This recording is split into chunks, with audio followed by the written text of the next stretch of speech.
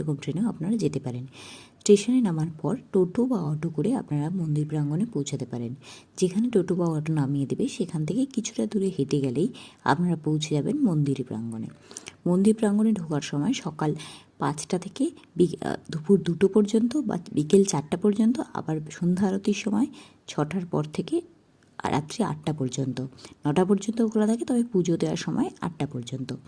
সামনে কিছু বাজার আছে যেখানে আপনারা অনেক জিনিসপত্র কিনে নিতে পারবেন। এরপর এটি মন্দিরের গেট। মন্দিরের গেটে 2-3টে গেট রয়েছে।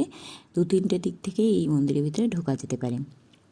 মন্দিরের ভিতরে শুধুমাত্র শঙ্কর ও গৌরী মন্দির ছাড়াও অন্নপূর্ণা মন্দির, কালিকা মন্দির, সরস্বতী মন্দির, হনুমানজির মন্দির, লক্ষ্মীনারায়ণ মন্দির, সব রকমের মন্দির রয়েছে। এই বৈদ্যনাথ ধাম যাত্রা খুব একটা কষ্টের নয়, তাই আপনারা আসতে পারেন। সকলে এসে আনন্দ করুন, উপভোগ করুন এবং ঠাকুরের কাছে আপনার মঙ্গল কামনা করুন।